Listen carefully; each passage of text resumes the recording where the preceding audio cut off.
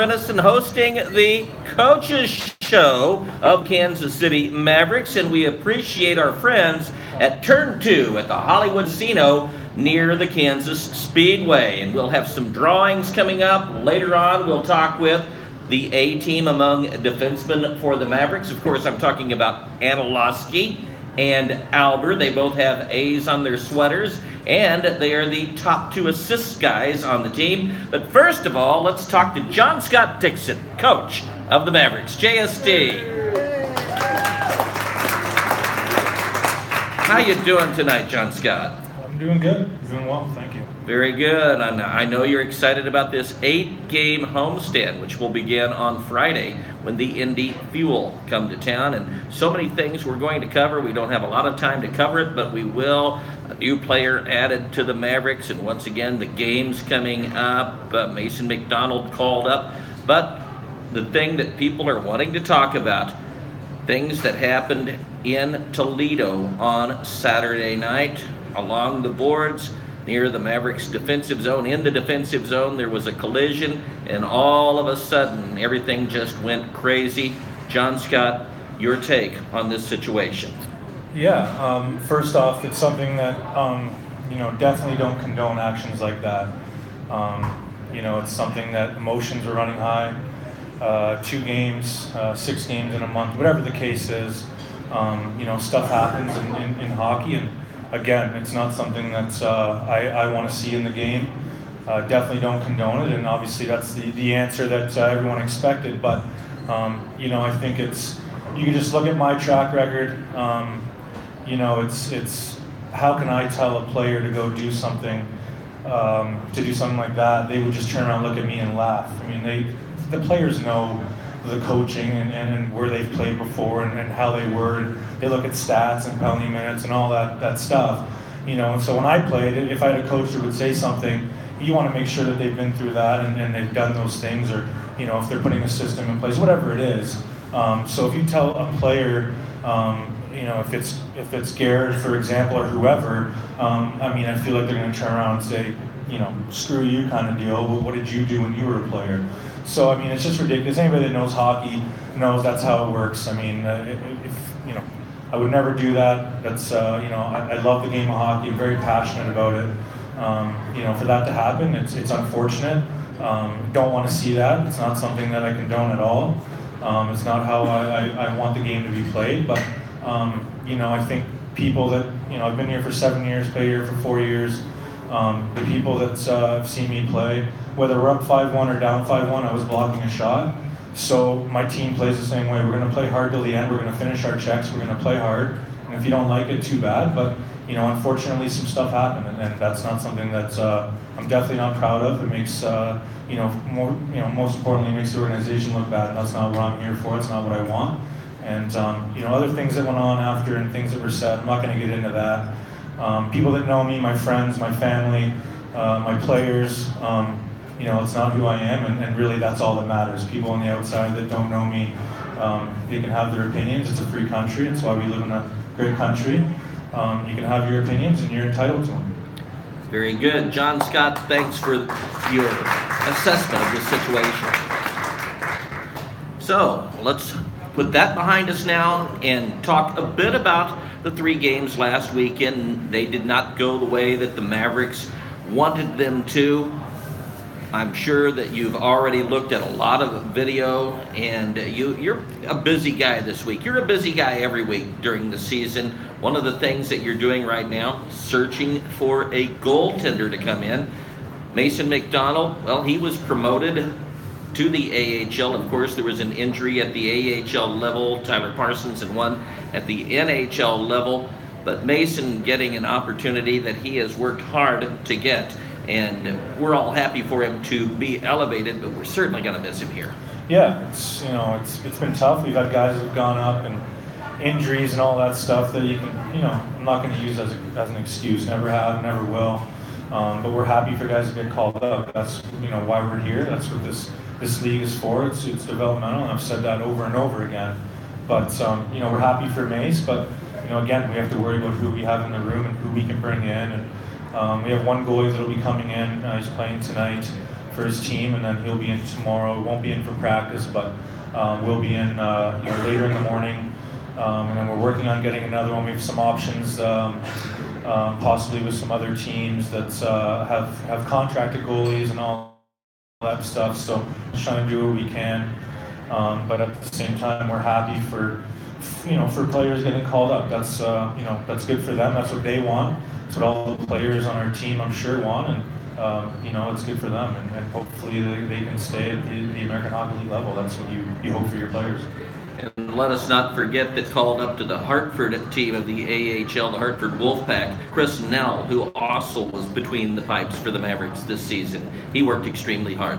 Yeah, injuries, I guess, with goalies they're happening a lot right now. New York, Calgary, the same thing. So, we had, I think we had one practice where we had 3 goalies on the ice. And it's probably the most money we've had in one end of the ice at a time that we've ever had here. So it's pretty funny to laugh at that and kind of get a joke out of it. But again, he's up, and hopefully he can stay with Hartford and be successful. And the Mavericks have added a new forward. He has played this season for the Brampton Beast and the Idaho Steelheads in the ECHL. He played junior hockey in the Ontario League for Kingston and for the Sault Ste. Marie Greyhounds. And he went to university hockey in the Ontario University Athletic Association. He played for university. His name is Corey DeRocher. Tell us what he will bring to this organization. Well, he has some size. He's a pretty good skater. Talking to the coach in Idaho, he's got some skill. He can shoot the puck. I think his mindset, he wants to be more of a playmaker, but we're going to need him to shoot some pucks. Having a hard time scoring goals right now. So we already had a talk with him this morning, and then also reached out to some people I know back in the CIS where I played my college hockey. They had some good things to say about him. Pretty good penalty killer character, high character guy. So it's definitely the type of people that's you want to have out on the ice, and he's definitely going to help us. Goal scoring, something that, the Mavericks haven't been putting the puck in the goal like they had earlier this season, but you went out and you found someone, as we just mentioned, Corey DeRocher. What about when you look for players this time of year? It's got to be difficult, but you have a knack of finding the right guys for the right spots. Well, you try to reach out. I mean, we've reached out to guys that we know over in Europe, see if there's any guys that want to leave teams over there. That deadline's coming up Thursday. Had a couple leads. We'll see how it goes, but you're just trying to find that Canadian University is going to end here pretty soon. The NCAA hockey, I think they have a couple weeks of regular season play left, and then playoffs kick in. So you're always looking. You're trying to see how you can make the team better. And right now we're definitely looking to add goal scoring. Last 5 games, obviously we're on a 5-game losing streak.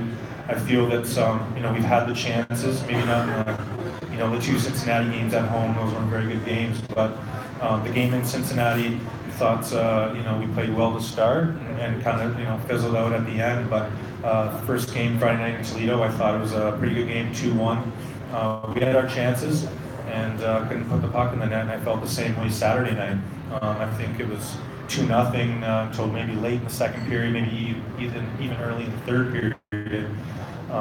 We had it right now. We're having a hard time putting our puck in the net, and some things you got to work on in practice. I mean, if it's maybe putting no goalies in net, which isn't hard for us to do right now, get the confidence up a little bit, then that's something that we can do. So we have that luxury right now, I guess. So, but scoring is something. So we're just trying to get the guys to loosen up. You gotta, it's tough when you're in a little funk. It seems like it's you're gripping the stick a little bit tighter than usual, and for us, it's you have to keep going forward. There's no one again is going to feel sorry for us with us losing or whatever's going on. So we have to stick together in the room and station and move forward. And you talk about the guys loosening up. Tell us of an example of when you were a player, when maybe the team was gripping the stick too much, things weren't going the way that you wanted. Was there ever a situation where someone just said or did the right thing that got everyone to be at ease, and all of a sudden things started rolling your way? Well, it could be anything from a game that you might play at the start of practice to at the end of practice shooting pucks, or the guys get together in the room and they have their own little things that they do. to kind of loosen up, and they have inside jokes with each other. So you want to keep that atmosphere as best you can. It's tough when you can't score goals. It feels like a couple goals. It kind of weighs on you a little bit, but I think our group's mentally tough, and you just have to continue again to move forward. That's all you can do. You can't worry about last period, last shift. You have to keep moving forward, and that's what we're going to continue to do. You talked about your player. You were an excellent shot blocker. I know that you broke both ankles during your career multiple times, I believe. How about getting guys to do this? Are you looking for guys that come in that are willing just to lie down in front of a shot? Or have you ever brought someone in who may be getting them to back check? Have you shown them the proper technique? Talk to them about how much it means to a team when they get in front of a hard shot. Well, I think you see with our team, especially over the last even 5 games, we haven't won. I understand that, but those 2 games in Toledo, we were blocking a lot of shots. And for guys, we had McMurtry here, who he understood he had to develop a full 200. I think at his time here, he slowly did that, and he knew that to move on to the next level, foot game. If you don't play defense, then probably not get an opportunity. You're not going to get an opportunity. Guys in our team, sacrifice, and if it's Worms, it's Coop, it's Wids, it's Anno, Patch. They all do it. Everyone does it. They all sacrifice. Paulie's in there. Everyone's in there. You can name the whole team, and that's what you want. I think that spreads. That's pretty contagious, and it goes a long way. And I think we have a pretty tight group in the room, and they play for each other, and that's it's definitely something you want as a coach. I know sometimes due to necessity you have to change a player's role. One thing that I think about is Alex Brooks this year. He had been a defenseman most of his career, but you had to move him to a forward position. Last year, Sean Pauley went from the forward spot to a D position. This late in the season, I know it's something that you don't want to do, but when the situation comes up where it's a necessity to do this, how do you approach a player and say, hey, we're going to pull you out of the position that you've been playing for years? Well, with Brooks, he actually came to us. We were low on forwards earlier in the year, and we had a lot of defense. So he came to us and said, hey, if you need me to play forward, I can do that. And he brought that up a little bit last season as well. And with Paulie last year, he did the same thing.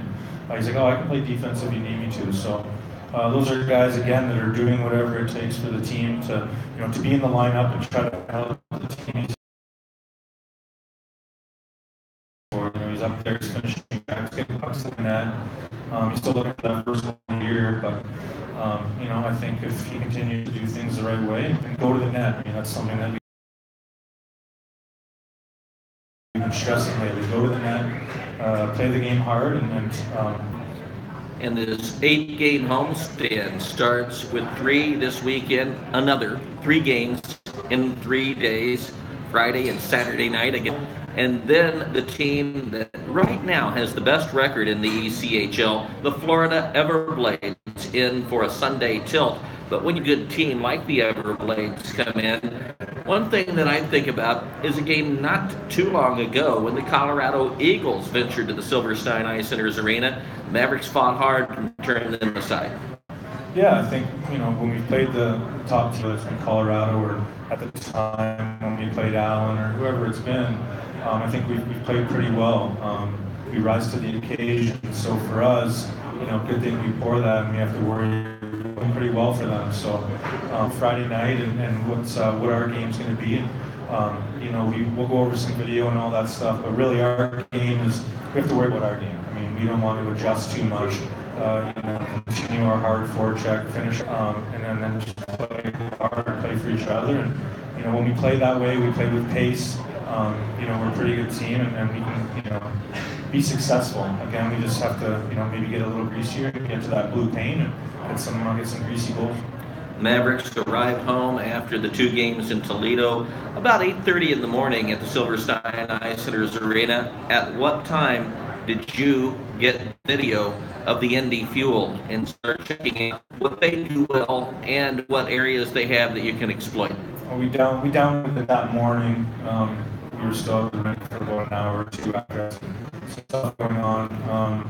So we downloaded it. You take a look, but and then we, Monday and Tuesday we slowly worked through it, and that's kind of the approach for the league. We have a long week to prepare for a team, and they're the team. We make sure that that's who we're worried about, and we're not thinking ahead.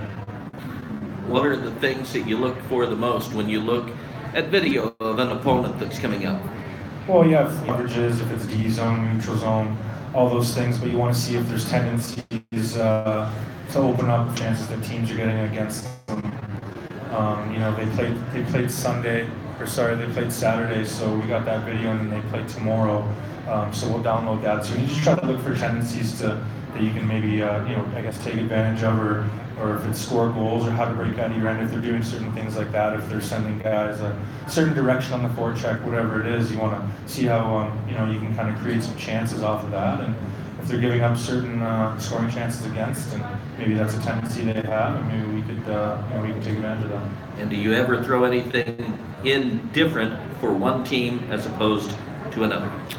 We have a little bit. Some teams, some teams like to have their D work it in the neutral zone, play pass back and forth. So maybe we'll just hold our F1 back so there's not as much separation between our first layer and second layer. Or sometimes we'll force and try to make them pass the puck into a certain area of the ice where we can cause a turnover. So there's little things you do, but again, we want to play our game. John Scott, thanks so much for the visit. Thanks, Bob. That's John Scott Dixon, coach of the Mavericks. As we have a question. Yeah, I have a question. Just for future reference. Coach, have you ever put the pads on between the pipes? I did when I was 4 years old. Had 10 goals scored against me, and I cried and never played goalie again. Frank Spivak asking John Scott Dixon if he had ever played goal. Before we go to this break, remember, if you'd like to enter to win, we encourage you to do so. There are 2 great prizes here. Someone will the seats in the ice box suite for the game coming up on Friday. So be sure and fill this out. You might be the person sitting in the icebox suite. And also we have a t-shirt that someone will win. And this t-shirt has the design of the Mavericks alternate logo. So be sure and check that out. And once again, we'd like to thank our folks here at Turn 2 at the Hollywood Casino at the Kansas Speedway. We'll return in just a moment with a pair of DeFelber and Bryce Adolowski. This is the Mavericks Coaches Show. Good work, Bob. Thank you. Good job, Bob. Good job, JSD. All right, now we're waiting for Bryce, and they are late. Always great talking with those guys. I'll have one of them. I'll have Bryce sit to my left, and Patch will have to share a microphone here. Is this your coat, Bob? No, that's not my coat. I think that's Jamie's coat. Well, it would look better on Jamie, but it would look good on me, Patch.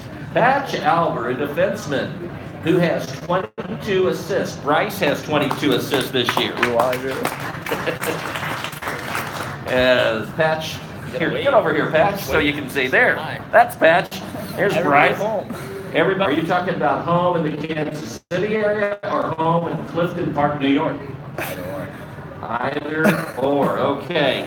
Talk about assists from the back line. You had 4 in one game this season, and that tied a Mavericks team record. What's the key? 2 assisting on goals from the way back. Just hoping the fourth put it in. Okay, there you go. That's it. How about other teams? You might see the forwards go into the corner, but need this more than other teams. Yeah, I mean, we cycle the puck really well down low, and then as soon as they get a chance, they'll throw it at us at the point. And you just look for 6 on the way through, going back door. It's guy standing in front of the net, just trying to get it in.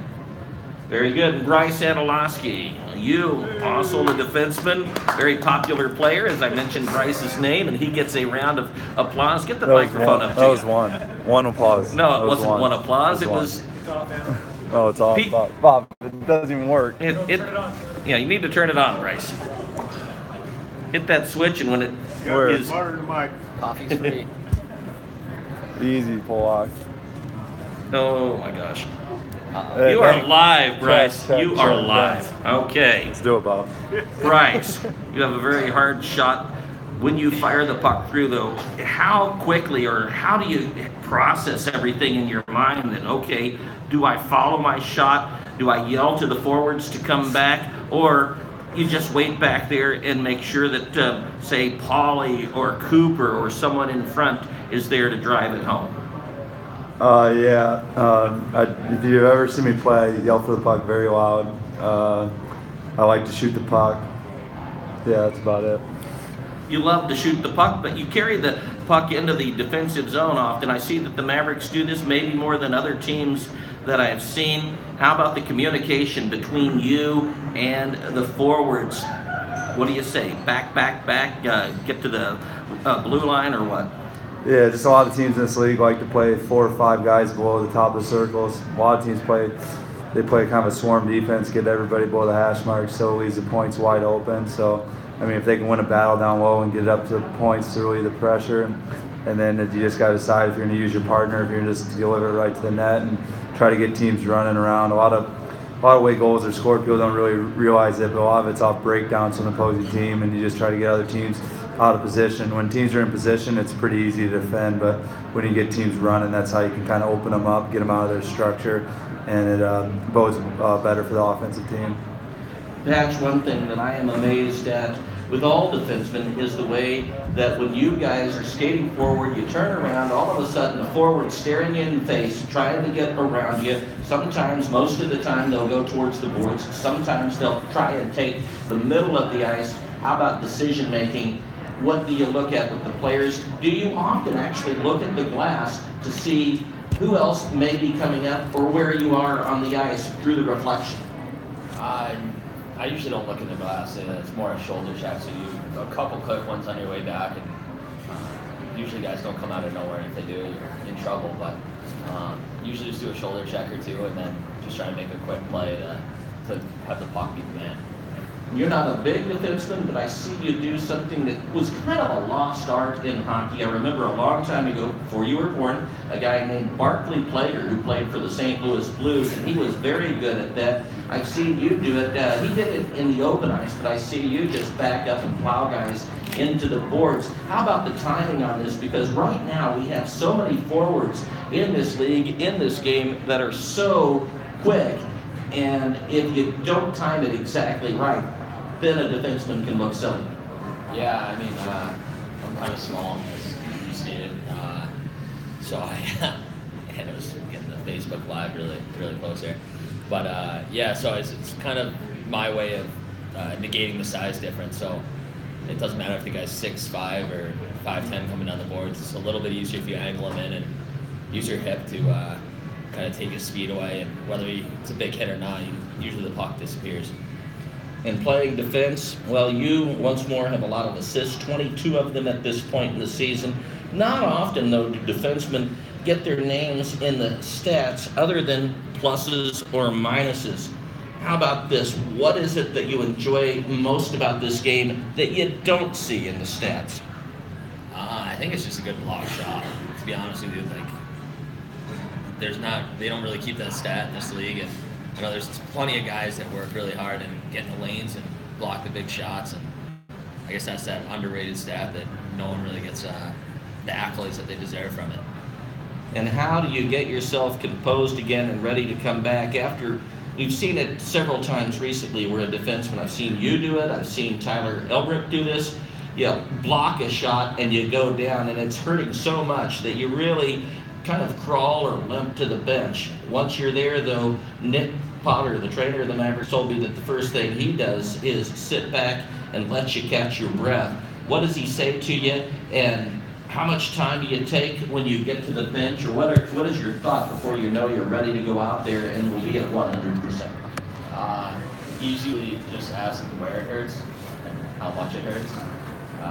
For me, it's usually you just have to walk one end of the bench to the other, or just flex your ankle a little bit. unless it's broken, you're going back out there, and even if it is, you probably are anyway. And once again, you being a small guy, but you're very durable, as is Lee, who I just mentioned, Tyler Elbrick. You guys have played in every game this year. Yeah, we're going for the Ironman, so hopefully stay healthy, knock on wood, and no major injuries. Bryce Anilowski, talk about What's up, what Bob? part of the game do you enjoy the most? Ooh, that's tough. What do you want me to do, Bob? You want me to put? Oh, Yeah, you want me why to don't you get the microphone? Part of the game I love the most, I'd say, is just the competition. I just love competing. Love going up against somebody else, seeing who's got the best that night. I think that's what I enjoy the most about the game of hockey. That's what I just enjoy the most about sports, and it's what I'll miss when I'm done playing. And you wear that A on your sweater for alternate captain. Both of you guys do.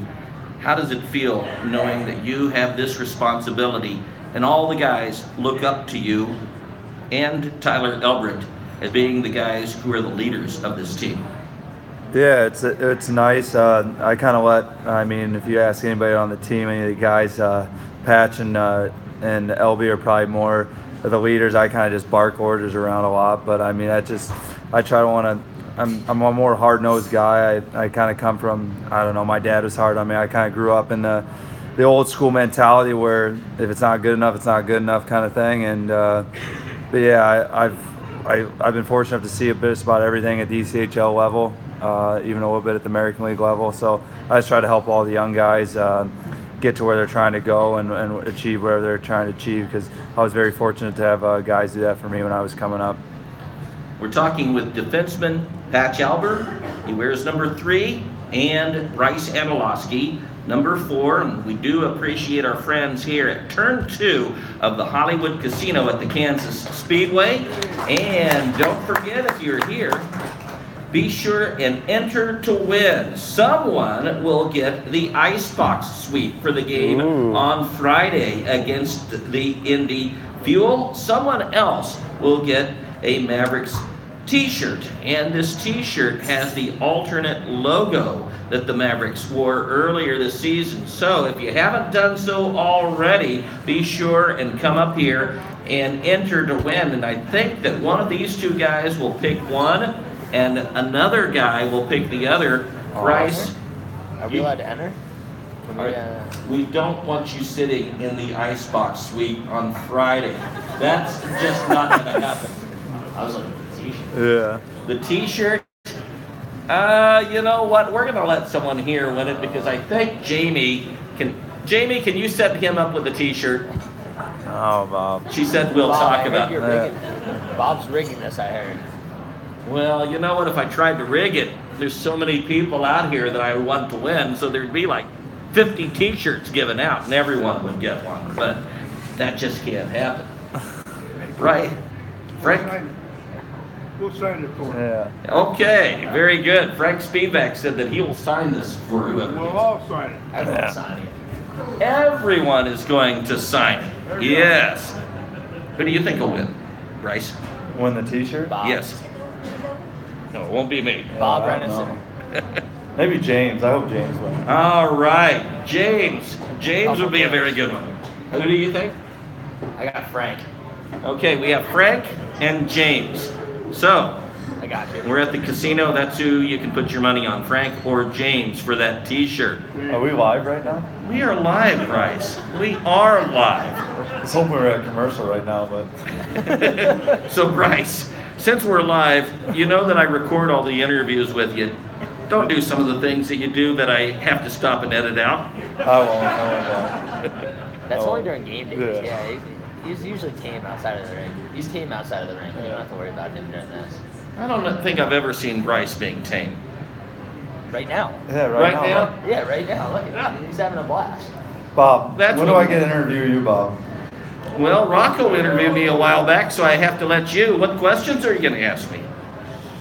When did you fall in love with the Missouri Mavericks, or Kansas City Mavericks, Missouri Mavericks at the time? And when did you, fall in love with the game of hockey? I got to know more about Bob Renison and what makes Oh this my guy gosh. tick.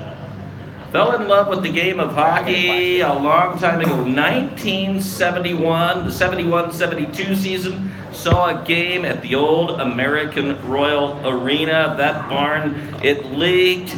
It was cold. It was dingy, but everyone loved it. It was bringing people into an element that they really enjoyed, kind of like the old Ak-Sar-Ben Coliseum that was in Omaha for 100 years that Frank Spivak used to go to watch games in. What's your question, Patch? When you're at home, do you read sports encyclopedia books? Because you have the most absurd sports knowledge I've ever heard. So how did you get all that knowledge? Well, Everybody wants to know. the thing is, when I was in high school and I would take tests, and I wouldn't recommend this for any people, don't tell your kids to do this, but instead of studying the answers to this test, I studied books on hockey, baseball, football, and other sports, and that knowledge kind of stuck. What little I studied for the test, it went boom, boom, and then it was gone. So that's how that all happened. But you know who stumped me on, Hey, on how that about? question? Hey, guess what though? The girl from Cincinnati Sin-Bin stumped Bob on Thursday. Whoa. She did. She is one of the Sin-Bin group. Her name is Kristen, and she did stump me. I don't even remember what the question was. Oh, she got you though. I don't remember. I was just dying. You stumped me on one as well. A question about the Pittsburgh Penguins. Oh yeah, I did about who played in Nebraska Omaha. Yeah, a Nebraska Omaha guy who played for the Pittsburgh Yeah. Penguins, Yeah. and Bryce stumped me. Yeah. So Got him.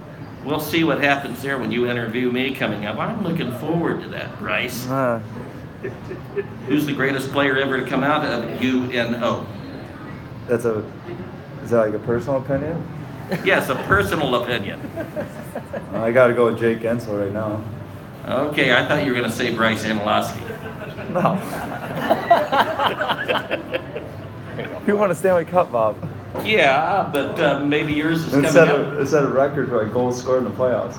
All right, what else you got? What else you got? Well, we're just about ready to wrap up. So, where are That's the it? entries? Where will the drawings take place? Jamie, That looks like a Charlie Hustle shirt. shake him up, Jamie. Come on, shake it, Jamie. Nice. Okay. And I'll pick it out. Bryce Adolowski, what's the first one for, Jamie? T-shirt. It's that For Charlie the Hustle T-shirt, shirt that the he's holding Charlie Hustle T-shirt. Who is the winner, Bryce? up. Don't you have to Hold be- on, let me take a look. I don't think she's here. Bryce Adolowski? No. No, she's not here. How did they? Bob Renison. No, it's No. not. It's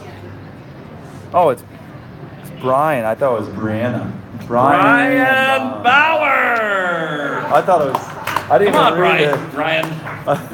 I thought it was your daughter. I was Bro. like, she's not even here, so how's she winning? Oh, I was gonna say. I was like, Did you see that throw that Patch Albert just made?